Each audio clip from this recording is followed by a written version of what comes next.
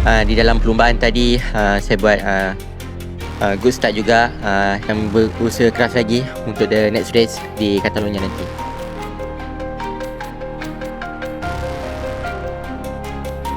Sorotan dunia balap kini semakin mengarah kepada satu nama muda dari Indonesia, Veda Ega Pratama.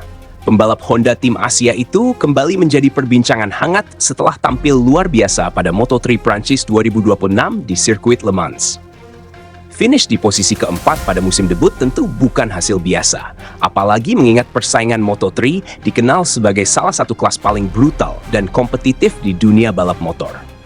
Penampilan di Le Mans seolah menjadi penegasan bahwa Veda bukan sekadar rookie yang sedang menikmati momen bagus.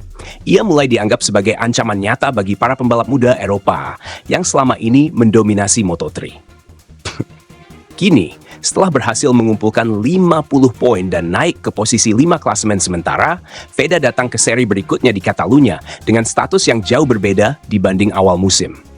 Ia bukan lagi pembalap yang diremehkan. Moto3 Catalunya 2026 yang berlangsung pada 15-17 Mei diprediksi akan menjadi salah satu balapan paling menarik musim ini. Sirkuit Catalunya di Barcelona terkenal sangat teknis, membutuhkan kombinasi presisi, keberanian, dan kemampuan menjaga ritme balap. Dan menariknya, trek ini bukan tempat asing bagi Veda Ega Pratama. Sebelum tampil di Moto3, Veda sudah cukup mengenal karakter Catalunya saat berlaga di kejuaraan dunia FIM Junior GP 2025. Pengalaman itulah yang kini menjadi salah satu modal pentingnya menghadapi balapan akhir pekan nanti. Bukan hanya Veda yang punya pengalaman di sana. Rivalnya dari Malaysia, Hakim Danish, juga pernah tampil di lintasan yang sama.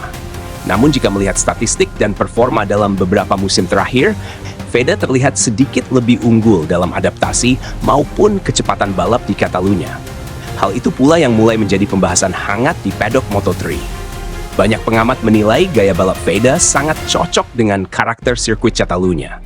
Trek panjang dengan kombinasi tikungan cepat dan flowing corner dianggap mampu memaksimalkan kekuatan Veda, terutama dalam late braking dan menjaga momentum keluar tikungan. Apalagi setelah performa heroiknya di Le Mans kemarin, rasa percaya diri Veda jelas sedang berada di level tertinggi. Namun, di tengah meningkatnya sorotan terhadap Veda, muncul satu pernyataan yang kembali memancing perhatian publik Asia Tenggara. Pembalap Malaysia, Hakim Danish, secara terbuka mengaku percaya diri bisa mengalahkan Veda di Moto3 Catalunya nanti. Pernyataan itu langsung menyebar luas di media sosial dan forum balap. Hakim Danish merasa Catalunya bisa menjadi titik balik performanya musim ini. Meski pada balapan sebelumnya, ia hanya mampu finish di posisi 10, rider KTM tersebut tetap optimistis bisa tampil lebih kompetitif di Barcelona. Menurut Danish, dirinya mulai memahami karakter motor dan yakin bisa bersaing dengan Veda di barisan depan. Namun menariknya, pernyataan tersebut justru memunculkan reaksi berbeda dari publik Malaysia sendiri. Banyak penggemar balap negeri jiran mulai mempertanyakan konsistensi Danish yang dinilai terlalu sering mengeluarkan target besar tanpa diikuti hasil nyata di lintasan. Di media sosial, tidak sedikit yang meminta Danish lebih fokus membuktikan performa dibanding terlalu banyak berbicara. Karena jika melihat klasemen saat ini, jarak keduanya memang cukup jauh.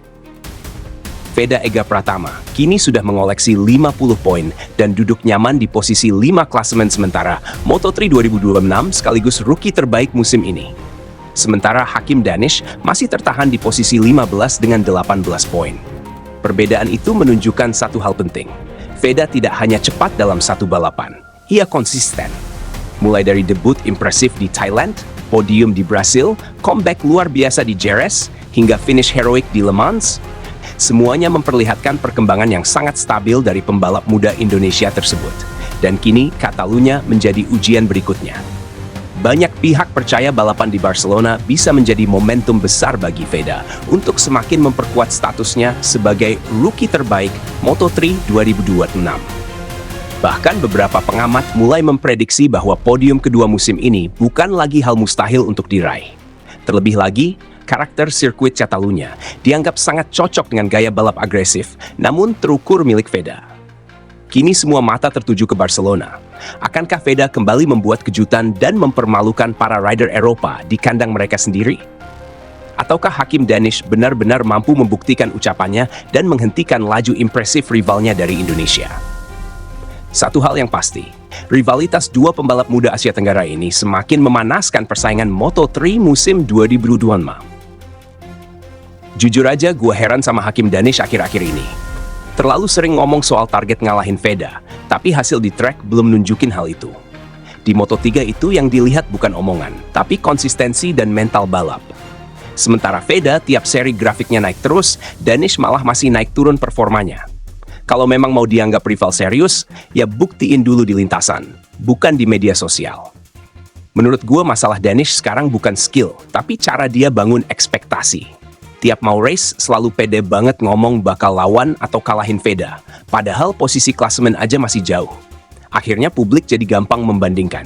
Dan makin dibandingkan, makin kelihatan kalau Veda lebih matang secara mental maupun cara balap. Harusnya fokus dulu, cari ritme dan konsistensi sebelum terlalu banyak bicara. Gue sebenarnya suka lihat rider Asia berkembang bareng, tapi jujur performa Danish musim ini kalah jauh dibanding hype yang dibangun.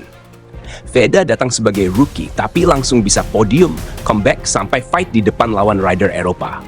Sementara Danish masih sering kehilangan ritme di tengah race. Jadi wajar kalau banyak orang mulai kritik, karena omongannya belum sesuai sama hasil.